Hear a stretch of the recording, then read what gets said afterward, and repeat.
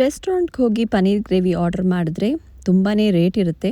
ಅಷ್ಟು ದುಡ್ಡು ಕೊಟ್ಟು ತಿಂದ್ರೂ ಅಂತ ಏನು ಸ್ಯಾಟಿಸ್ಫ್ಯಾಕ್ಷನ್ ಸಿಗೋದಿಲ್ಲ. ಆ್ಯಂಡ್ ಅವರು ಒಳಗಡೆ ಹೇಗೆ ಮಾಡಿರ್ತಾರೋ ಗೊತ್ತಿರೋದಿಲ್ಲ ಕೂಡ. ಸ್ವಲ್ಪ ಭಯ ಕೂಡ ಈಗ ಎಲ್ಲ ರೀಲ್ಸ್ ಎಲ್ಲ ನೋಡಿಬಿಟ್ಟು. ಸೊ ಇವತ್ತು ನಾನು ಅದಕ್ಕೆ ಅರ್ಧದಷ್ಟು ಖರ್ಚಲ್ಲಿ ಪನ್ನೀರ್ ಗ್ರೇವಿ ಮಾಡ್ತಾಯಿದ್ದೀನಿ.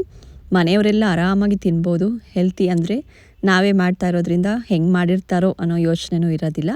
ಟೇಸ್ಟಿಯಾಗಿರುತ್ತೆ. ಇತ್ತೀಚೆಗಂತೂ ನನ್ನ ಮಗಳು ಡಬ್ಬಿ ತೊಗೊಂಡು ಹೋದರೆ ಫ್ರೆಂಡ್ಸ್ ಎಲ್ಲ ತಿಂತಾ ಇದ್ದಾರಂತೆ ತುಂಬ ಇಷ್ಟಪಟ್ಟು ಸೈಡ್ ಡಿಶ್ನ. ಸೊ ಇವತ್ತು ಈ ಒಂದು ಪನ್ನೀರ್ ಗ್ರೇವಿನ ಮಾಡ್ತಾಯಿದ್ದೀನಿ. ಪ್ಯಾನ್ಗೆ ಒಂದು ಮಸಾಲೆ ಮಾಡ್ಕೊಳ್ಳೋಕ್ಕೆ ಫಸ್ಟು ಎಣ್ಣೆ ಹಾಕಿ ಸಾಸಿವೆ, ಜೀರಿಗೆ, ಚಕ್ಕೆ, 2 ಥರ ಏಲಕ್ಕಿ ಹಾಕಿದ್ದೀನಿ, ಹಸಿರು ಮತ್ತು ಕಪ್ಪು.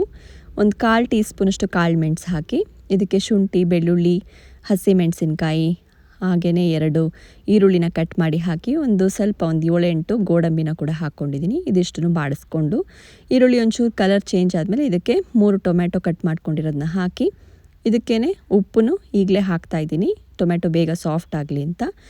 ಟೊಮೆಟೊ ಒಂದು ಸ್ವಲ್ಪ ಮಶಿ ಆಗಬೇಕು, ಅಂದರೆ ಸಾಫ್ಟಾಗಿ ಚೆನ್ನಾಗಿ ಬೇಯಬೇಕು. ಅಲ್ಲಿವರೆಗೂ ಇದನ್ನು ಮಿಕ್ಸ್ ಮಾಡಿಕೊಂಡು ಆಮೇಲೆ ಇದನ್ನು ಆರಕ್ಕಿಡ್ತಾಯಿದ್ದೀನಿ. ಈ ಮಸಾಲೆನ ಆರಿದ್ಮೇಲೆ ರುಬ್ಕೊಳ್ಳೋಣ. ಅಷ್ಟೊತ್ತಿಗೆ ಇಲ್ಲಿ ನಾನು ಸೋರೆಕಾಯಿನಲ್ಲಿ ಪರಾಟ ಮಾಡ್ತಾಯಿದ್ದೀನಿ. ಈ ಒಂದು ಪರಾಟ ಕೂಡ ತುಂಬ ಹೆಲ್ತಿ ಅಂತ ಹೇಳ್ಬೋದು, ಯಾಕಂದರೆ ಸೋರೆಕಾಯಿ ಒಳ್ಳೆಯದು ಆರೋಗ್ಯಕ್ಕೆ. ಹಾಗೆ ತಿನ್ನೋದಕ್ಕೆ ಎಷ್ಟೊಂದು ಜನ ಇಷ್ಟನೇ ಪಡೋದಿಲ್ಲ. ಸೊ ಈ ಥರ ಪರಾಟನಲ್ಲಿ ಹಾಕಿ, ಅಂದರೆ ಚಪಾತಿನಲ್ಲಿ ಹಾಕಿ ಪರಾಟ ಥರ ಮಾಡಿಕೊಟ್ರೆ ಯಾರಿಗೂ ಗೊತ್ತು ಸಹ ಆಗೋದಿಲ್ಲ ಇದು ಸೋರೆಕಾಯಿಂದ ಮಾಡಿರೋದು ಅಂತ. ಅಷ್ಟು ಟೇಸ್ಟಿಯಾಗಿರುತ್ತೆ. ಸೊ ನಾನಿಲ್ಲಿ ಫ್ರೆಶ್ ಆಗಿ ತೊಗೊಂಬಂದಿರೋ ಸೋರೆಕಾಯಿ, ಅಂದರೆ ಎಳೆ ಸೋರೆಕಾಯಿನ ತೊಗೊಂಡಿದ್ದೀನಿ. ಇದಕ್ಕೆ ಬಲ್ತಿರಬಾರ್ದು, ಹಾಗೆಯೇ ಕಹಿ ಬಂದಿರಬಾರ್ದು. ಸೊ ಒಂದು 1/4 ಭಾಗದಷ್ಟು ಸೋರೆಕಾಯಿನ ಸಿಪ್ಪೆ ತೆಗೆದು, ಬೀಜ ಅಕಸ್ಮಾತ್ ಬಲ್ತಿದ್ರೆ ತೆಗೆದುಬಿಡಿ. ಇದನ್ನು ತುರ್ಕೊಂಡು ಇದಕ್ಕೆ ಹಸಿಮೆಣಸಿನ್ಕಾಯಿ, ಜೀರಿಗೆ, ಒಂದು ಸ್ವಲ್ಪ ಅರಿಶಿನ, ಧನಿಯಾ ಪುಡಿ, ಒಂದು ಸ್ವಲ್ಪ ಕೊತ್ತಂಬರಿ ಸೊಪ್ಪು ಇದಿಷ್ಟನ್ನು ಹಾಕಿಬಿಟ್ಟು 1 ಕಪ್ಪಷ್ಟು ಗೋಧಿ ಹಿಟ್ಟನ್ನು ಹಾಕ್ಕೊಂಡಿದ್ದೀನಿ. ಗೋಧಿ ಹಿಟ್ಟು ಹಾಕ್ಕೊಂಡ್ಮೇಲೆ ಉಪ್ಪು ಹಾಕ್ತಾಯಿದ್ದೀನಿ. ಸೋರೆಕಾಯಿಗೆ ಉಪ್ಪು ಹಾಕಿದ್ರೆ ಇಮಿಡಿಯೇಟಾಗಿ ನೀರು ಬಿಟ್ಕೊಂಡ್ಬಿಡುತ್ತೆ ತುಂಬ. ಹಾಗಾಗಿ ಗೋಧಿ ಹಿಟ್ಟು ಹಾಕಿದ್ಮೇಲೆ ಉಪ್ಪು ಹಾಕಿ 1 ಸ್ಪೂನಷ್ಟು ಎಣ್ಣೆ ಕೂಡ ಹಾಕಿ ಇದನ್ನು ಚೆನ್ನಾಗಿ ಮಿಕ್ಸ್ ಮಾಡ್ಕೋಬೇಕು. ಸೋರೆಕಾಯಿ ತುಂಬ ನೀರು ಬಿಟ್ಕೊಳ್ಳುತ್ತೆ, ಹಾಗಾಗಿ ಮೇಲ್ಗಡೆ ಇನ್ನು ಸ್ವಲ್ಪ ನನಗೆ ಹಿಟ್ಟು ಹಾಕಬೇಕು ಅಂತ ಅನಿಸ್ತು. ಹಾಗಾಗಿ ಇನ್ನೊಂದು 1/4 ಭಾಗದಷ್ಟು, ಅಂದರೆ 1/4 ಕಪ್ಪಷ್ಟು ಹಾಕ್ಕೊಂಡಿದ್ದೀನಿ. ಇದು ಸಾಫ್ಟ್ ಪರಾಟ ಆಗುತ್ತೆ, ಹಾರ್ಡ್ ಆಗೋದಿಲ್ಲ. ಯಾಕಂದರೆ ಸೋರೆಕಾಯಿ ಸಾಫ್ಟ್ ಮಾಡಿಬಿಡುತ್ತೆ ನಮ್ಮ ಪರಾಟನ. ಸೊ ಹಾಗಾಗಿ ಇದಕ್ಕೇನು ಎಕ್ಸ್ಟ್ರಾ ನೀರು ಹಾಕೋದು ಬೇಡ. ಎಷ್ಟು ನೋಡಿಕೊಂಡು ಮೇಲ್ಗಡೆ ನೀವು ಇದನ್ನು ಹಿಟ್ಟನ್ನು ಹಾಕ್ಕೊಂಡು ಕಲಿಸ್ಕೋಬೋದು. ಅದನ್ನು ಒಂದು ಸ್ವಲ್ಪ ರೆಸ್ಟ್ ಮಾಡೋಕ್ಕೆ ಇಟ್ಬಿಟ್ಟು ಇಲ್ಲಿ ಮಸಾಲೆ ಹುರಿದಿರೋದು ಆರಿದೆ. ಇದಕ್ಕೆ ಒಂದು ಸ್ವಲ್ಪ ನೀರು ಹಾಕಿ ಇದನ್ನು ರುಬ್ಕೋತಾ ಇದ್ದೀನಿ. ಎಷ್ಟಾಗುತ್ತೋ ಅಷ್ಟು ಫೈನ್ ಪೇಸ್ಟ್ ಮಾಡಿಕೊಂಡ್ರೆ ಆಯಿತು. ಮತ್ತು ಪ್ಯಾನ್ಗೆ ಒಂದು 2 ಟೇಬಲ್ ಸ್ಪೂನಷ್ಟು ಎಣ್ಣೆ ಹಾಕಿಬಿಟ್ಟು ಇದಕ್ಕೆ ಒಂದು ಸ್ವಲ್ಪ ಅರಿಶಿನದ ಪುಡಿ, 1 ಸ್ಪೂನಷ್ಟು ಕಾಶ್ಮೀರಿ ಚಿಲ್ಲಿ ಪೌಡರ್, ಒಳ್ಳೆ ಕಲರ್ ಕೊಡುತ್ತೆ. ಹಾಗೆಯೇ ಒಂದು ಅರ್ಧ ಸ್ಪೂನಷ್ಟು ಇದು ಅಚ್ಕಾರದ ಪುಡಿನ ಹಾಕ್ಕೊಂಡಿದ್ದೀನಿ. ಎಣ್ಣೆ ತುಂಬ ಕಾದಿರಬಾರ್ದು. ಸೊ ಎಣ್ಣೆ ಹಾಕಿದ ತಕ್ಷಣವೇ ಇದಿಷ್ಟನ್ನು ಹಾಕ್ಕೊಂಬಿಟ್ಟು ಮಿಕ್ಸ್ ಮಾಡ್ಕೊಂಬಿಡಿ. ತುಂಬ ಎಣ್ಣೆ ಬಿಸಿ ಆದರೆ ಖಾರದ ಪುಡಿದು ಕಲರ್ ಚೇಂಜ್ ಆಗಿಬಿಡುತ್ತೆ. ಕಾಶ್ಮೀರಿ ಚಿಲ್ಲಿ ಪೌಡ್ರ್ ಒಂಥರ ಬ್ರೌನಿಷ್ ಕಲರ್ ಟರ್ನ್ ಆಗೋಗುತ್ತೆ. ಆಮೇಲೆ ಸ್ವಲ್ಪ ಕಹಿ ಬರೋ ಚಾನ್ಸಸ್ಸು ಇರುತ್ತೆ. ಹಾಗಾಗಿ ಎಣ್ಣೆ ತುಂಬ ಬಿಸಿ ಆಗೋವರೆಗೂ ವೆಯ್ಟ್ ಮಾಡಿಬಿಡಿ. ಸ್ವಲ್ಪ ಬಿಸಿ ಆಗ್ತಿದ್ದಂಗೆ ಹಾಕಿಬಿಟ್ಟು ಮಿಕ್ಸರಲ್ಲಿ ಪೇಸ್ಟ್ ಮಾಡ್ಕೊಂಡಿರೋ ಮಸಾಲೆನೂ ಕೂಡ ಹಾಕಿಬಿಟ್ಟು ಒಂದು ಸ್ವಲ್ಪ ನೀರು ಹಾಕಿದ್ದೀನಿ. ಇದು ಮೇಲೆ ಎಲ್ಲ ಹಾರುತ್ತೆ, ಹಾಗಾಗಿ ಪ್ಲೇಟ್ ಮುಚ್ಚಿಬಿಟ್ಟು ಒಂದು 5-7 ನಿಮಿಷದ ತನಕ ಅದನ್ನು ಕುದಿಸ್ತಾ ಇದ್ದೀನಿ. ಅದ್ರ ನೀರಂಶ ಎಲ್ಲ ಕಡಿಮೆ ಆಗ್ತಾ ಬರಬೇಕು. ಅಷ್ಟೊತ್ತಿಗೆ ಇಲ್ಲಿ ಪನ್ನೀರ್ ಕೂಡ ಕಟ್ ಮಾಡಿ ಇಟ್ಕೊಂಡಿದ್ದೀನಿ, ಕ್ಯೂಬ್ಸ್ ಥರ ಮಾಡ್ಕೊಂಡಿದ್ದೀನಿ. ನಾನಿಲ್ಲಿ high protein low fat paneer ಬಳಸಿದ್ದೀನಿ. ನೀವು ಯಾವ ಪನ್ನೀರ್ ಬೇಕಾದರೂ ಬಳಸ್ಕೋಬೋದು.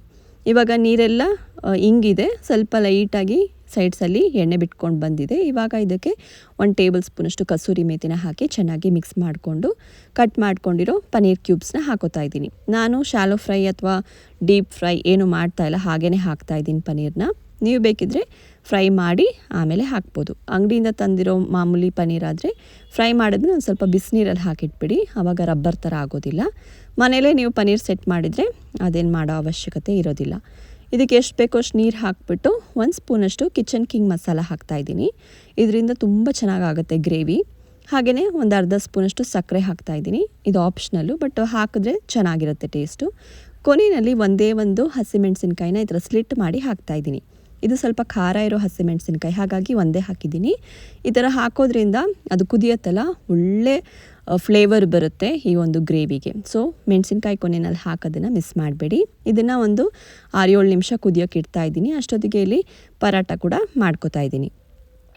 ಈ ಒಂದು ಪರಾಟ ತುಂಬ ಸಾಫ್ಟ್ ಆಗಿರೋದ್ರಿಂದ ಹಿಟ್ಟು ಸ್ವಲ್ಪ ಮೇಲೆ ಎಕ್ಸ್ಟ್ರಾ ಹಿಟ್ಟನ್ನು ಹಾಕ್ಕೊಂಡು ತೆಳ್ಳಕ್ಕೆ ತುಂಬ ತೆಳ್ಳಕ್ಕೆ ಏನು ಲಟ್ಟಿಸ್ಕೊಳ್ಳೋದು ಬೇಡ, ಲೈಟಾಗಿ ಇದನ್ನು ಲಟ್ಟಿಸ್ಕೊಂಡ್ರೆ ಒಂದು ಸ್ವಲ್ಪ ಸಣ್ಣಕ್ಕೆ ಮಾಡ್ಕೊಂಡಿದ್ದೀನಿ ನಾನು. ಇದನ್ನು ಎರಡೂ ಕಡೆ ಎಣ್ಣೆ, ತುಪ್ಪ, ಬೆಣ್ಣೆ ಏನು ಹಾಕಿ ಬೇಕಾದರೂ ನೀವು ಇದನ್ನು ಬೇಯಿಸ್ಕೋಬೋದು. ಈ ಕಡೆ ಪನ್ನೀರ್ ಕೂಡ, ಗ್ರೇವಿ ಕೂಡ ಚೆನ್ನಾಗಿ ಕುದಿ ಬಂದಿದೆ. ಗ್ಯಾಸನ್ನು ಆಫ್ ಮಾಡಿಬಿಟ್ಟು ಮೇಲೆ ಒಂದು ಸ್ವಲ್ಪ ಕೊತ್ತಂಬರಿ ಸೊಪ್ಪನ್ನು ಕೂಡ ಹಾಕಿಬಿಟ್ಟು ಮಿಕ್ಸ್ ಮಾಡಿಬಿಟ್ರೆ ಪನ್ನೀರ್ ಗ್ರೇವಿ ರೆಡಿ. ಇದಕ್ಕೆ ಯಾವುದೇ ರೀತಿಯಾದಂತಹ ಕ್ರೀಮ್ ಆಗಲಿ ಯಾವುದು ಬೇಕಿಲ್ಲ, ಹಾಗೆಯೇ ತುಂಬ ಟೇಸ್ಟಿಯಾಗಿರುತ್ತೆ. ಮತ್ತು ಈ ಒಂದು ಸೋರೆಕಾಯಿ ಪರಾಟ ಕೂಡ ತುಂಬ ಟೇಸ್ಟಿಯಾಗಿರುತ್ತೆ. ಇದಕ್ಕೆ ಎಲ್ಲ ಮಸಾಲೆ ಹಾಕಿರೋದ್ರಿಂದ ತುಂಬ ಚೆನ್ನಾಗಿರುತ್ತೆ. ತಾಲಿನಲ್ಲಿ ನೀವು ಇದನ್ನು ಮಾಡಿ ಕೂಡ ಸರ್ವ್ ಮಾಡ್ಬೋದು, ತುಂಬ ಚೆನ್ನಾಗಿರುತ್ತೆ. ನೀವು ಒಂದು ಸಲ ಈ ಥರ ಮಾಡಿಲ್ಲ ಅಂದರೆ ಖಂಡಿತವಾಗ್ಲೂ ಟ್ರೈ ಮಾಡಿ ನೋಡಿ. ಆ್ಯಂಡ್ ರೆಸ್ಟೋರೆಂಟ್ಗಿಂತ ತುಂಬ ಟೇಸ್ಟಿಯಾಗಿರುತ್ತೆ.